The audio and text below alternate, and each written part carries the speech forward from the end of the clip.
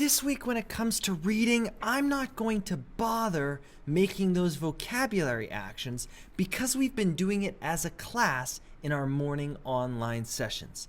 But before you reading, you know the expectation. Let's go over those actions and then get into reading. The vocabulary this week is curled, strength, calmly, positive, guilt, reasonable, planet, fault, and shuddering. Let's get into reading. One Saturday afternoon, a few months before the baby was born, I curled up on our sofa, dozing. Mom had put pillows around me to make sure I didn't fall off. Butterscotch slept nearby, and Dad's favorite jazz station played a saxophone snoozer. Mom and Dad sat together on the smaller sofa, talking together quietly. I'm sure they thought I was asleep. "What if," Mom said, her voice tight. "It won't be. The chances are so small, honey," Dad replied, but he sounded unsure. "I couldn't bear it," Mom told him. "You'd find the strength," he said calmly, "but it's not going to happen. The odds are—" "But what if?" she insisted, interrupting him, and for only the second time I could remember, my mother started to cry.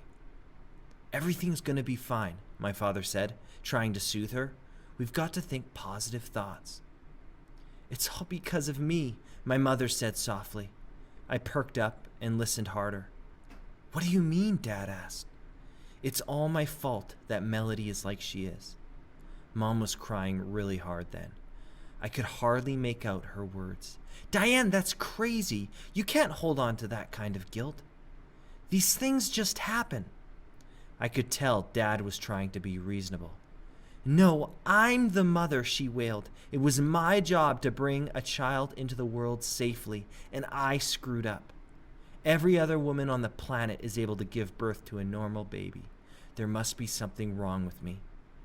"Sweetheart, it's not your fault. It's not your fault." And I could hear him pull my mom to him. "But Chuck, I'm so scared this baby is going to be messed up too," she said in a shuddering breath. You can really feel the emotion that the author has put into these characters. They feel so real.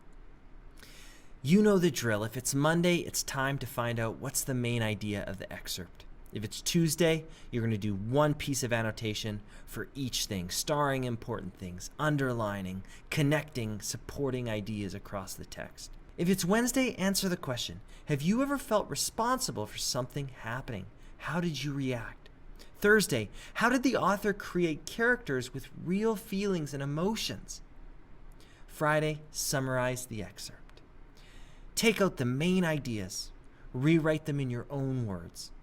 I hope you're starting to see how incredible this author is, creating realistic situations, real characters with authentic emotions.